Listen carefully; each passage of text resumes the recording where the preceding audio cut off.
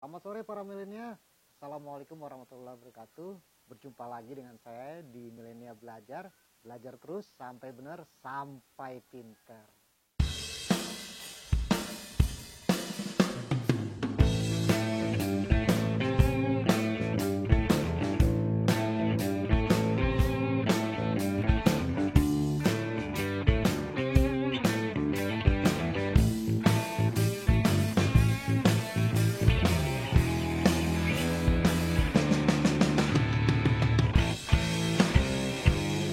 Saudara-saudara, sore ini kita akan melanjutkan materi pertemuan kita dengan membahas tentang sumber-sumber hukum tata negara. Pada waktu yang lalu kita sudah mengenali apa itu mempelajari tata negara dan sudah kita yakini bahwa mempelajari hukum tata negara itu sangat nyaman, sangat nikmat dan sangat bisa dinikmati. Hari ini kita akan mempelajari tentang sumber-sumber hukum tata negara. Jadi kita akan mempelajari secara umum apa yang menjadi sumber sehingga dia menjadi suatu aturan dalam kehidupan kenegaraan. Nah, sebelum kita masuk ke arah sana tentunya kita lihat dulu istilah-istilah yang menyebabkan dia menjadi sebuah hukum atau menjadi satu sumber hukum.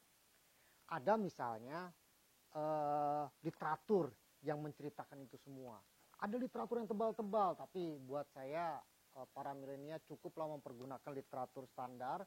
Ini ada buku Hukum Tata Negara yang dibuat oleh teman-teman pengajar di Fakultas Hukum Universitas Lampung, dan itu bisa menjadi acuan belajar untuk mempelajari awal memahami hukum tata negara dan yang terkait dengannya, termasuk di dalamnya tentang sumber-sumber hukum.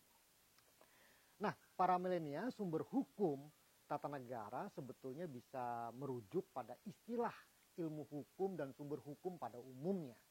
Jadi kalau misalnya di awal-awal perkuliahan, di awal-awal semester, para milenial kan pasti belajar tentang apa itu ilmu hukum, apa itu hukum dalam mata kuliah pengantar ilmu hukum. Nah, ini akan lebih fokus mempelajari hukum sebagai sumber hukum bagi tata negara. Jadi istilah sumber hukum dalam lingkungan hukum tata negara.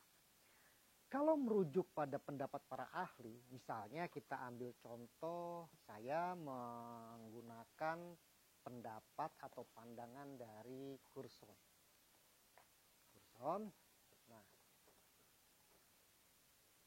Nah, dia katakan bahwa suatu ilmu pengetahuan yang mencakup dan membicarakan segala hal yang berhubungan dengan hukum. Jadi kalau misalnya kita ibaratkan di sekeliling kita nih hukum gitu ya. Nah, ini semua yang kita pelajari nih, daunnya, batangnya, pokoknya semuanya. Semua hal yang berhubungan dengan yang di sekitar kita, kita pelajari dia dalam perspektif ilmu hukum. Nah, itulah pandangannya Curzon. Sedangkan ada ahli yang lain, misalnya Hans Kelsen. Nah, Hans Kelsen dia katakan bahwa mempelajari hukum itu mempelajari sebuah tata aturan, order, sebagai suatu sistem aturan tentang perilaku manusia. Jadi orang manusia atau orang-orang atau manusia-manusia itu bertindak dan melakukan sesuatu itu berdasarkan tertib hukum, berdasarkan order. Nah, inilah yang menjadi sumber sehingga dapat dikatakan bahwa sumber hukum adalah segala sesuatu yang menimbulkan aturan-aturan. Oke. Jadi kalau kita mau buat dalam definisi yang paling sederhana untuk mempermudah kita memahami, sumber hukum adalah segala sesuatu yang menimbulkan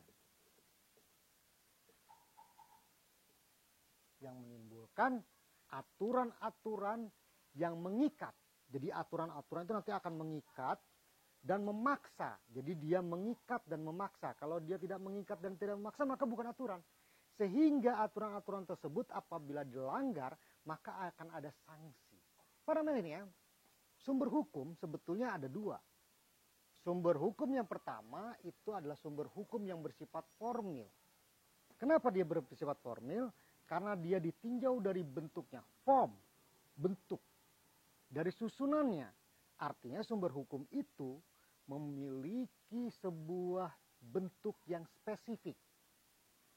Ada bentuk peraturan tertentu yang itu dilihat juga dari siapa yang membentuknya dan bagaimana cara menyusunnya.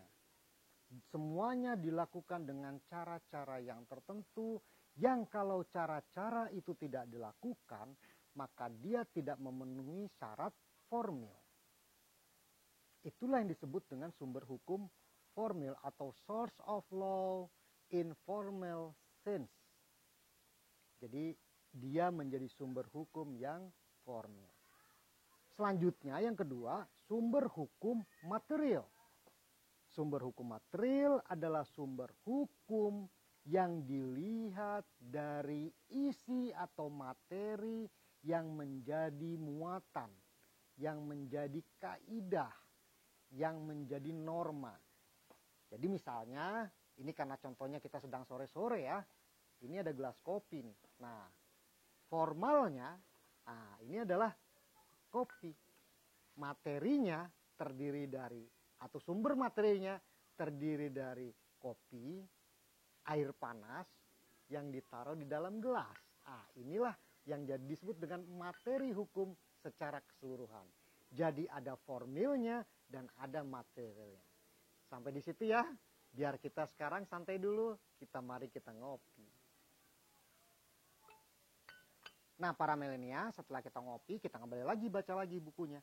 Jadi di dalam buku ini diterangkan juga pendapat dari Algraf bahwa faktor yang memberikan atau membantu kita dalam pembentukan hukum secara material itu misalnya relasi sosial, hubungan kekuatan politik seperti yang sudah kita bicarakan dalam perkuliahan yang lalu, kondisi ekonomi, tradisi maupun hasil-hasil penelitian ilmiah, hasil-hasil riset yang dilakukan oleh para peneliti yang kemudian itu menjadi bagian dari pemikiran kenegaraan pada suatu masa, dan kemudian kondisi objektif dari sebuah negara dari sisi geografis.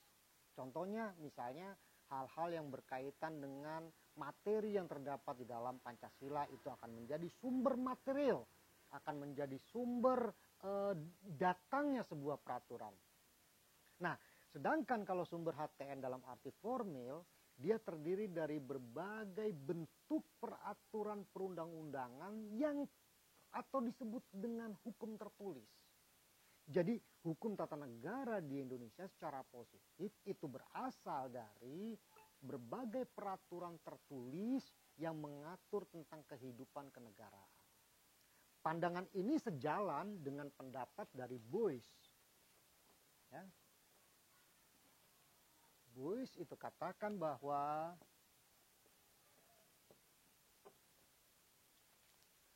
sumber yang ketiga selanjutnya adalah konvensi ketatanegaraan atau constitutional convention. Konvensi ketatanegaraan adalah suatu kebiasaan-kebiasaan yang itu tumbuh berkembang dalam praktek penyelenggaraan kenegaraan. Praktek-praktek penyelenggaraan kenegaraan ini melengkapi kemudian menyempurnakan dan sesekali mendinamisasi kehidupan kenegaraan sehingga dia menjadi satu kaidah. Selanjutnya materi yang menjadi sumber kita adalah yang berhubungan dengan perjanjian-perjanjian internasional. Indonesia tentu menjadi bagian dari masyarakat dunia sehingga kesepakatan-kesepakatan yang dibuat oleh negara Republik Indonesia itu secara mutlak menjadi sumber bagi berjalannya tata kelola penyelenggaraan kenegaraan di kita, sehingga boleh dikatakan bahwa traktat itu pasti memuat sebuah perjanjian-perjanjian antar negara yang terkait dengan persoalan politik yang akan mempengaruhi kebijakan. Selanjutnya yang menjadi sumber juga bagi kehidupan kenegaraan kita adalah jurisprudensi. Jurisprudensi adalah prudence yang dihasilkan oleh para yuris. Satu keputusan peradilan atau badan-badan peradilan yang itu diambil oleh seorang hakim yang dengan kebijakannya, dengan kebajikannya, dia kemudian akan mempengaruhi kehidupan kenegaraan. Tentu saja tidak hanya hakim yang dia ambil pendapatnya dalam melakukan pembentukan hukum kenegaraan atau yang menjadi sumber bagi hukum tata negara, tetapi juga doktrin yang dikeluarkan oleh para ahli hukum, sehingga dia menjadi doktrin ilmu hukum. Doktrin pada hakikatnya adalah pandangan-pandangan yang bersumber dari keahlian, hasil cipta rasa dan pikiran para pembelajaran hukum yang karena kredibilitas, karena otoritas keilmuannya yang dia dijadikan rujukan. Yang para milenial selanjutnya kita akan bicarakan sumber hukum formil dalam ketatanegaraan di Republik Indonesia. Atau sebetulnya ini bisa juga diilustrasikan atau dipadu-padankan dengan sumber hukum formil di negara-negara lainnya. Pada intinya adalah sumber hukum formil adalah sumber hukum dari mana, dari peraturan apa yang dia menjadi acuan atau panduan di dalam penyelenggaraan kehidupan kenegaraan. Nah, negara Republik Indonesia tentu saja memiliki sumber hukum formil yang terdiri dari peraturan perundang-undangan.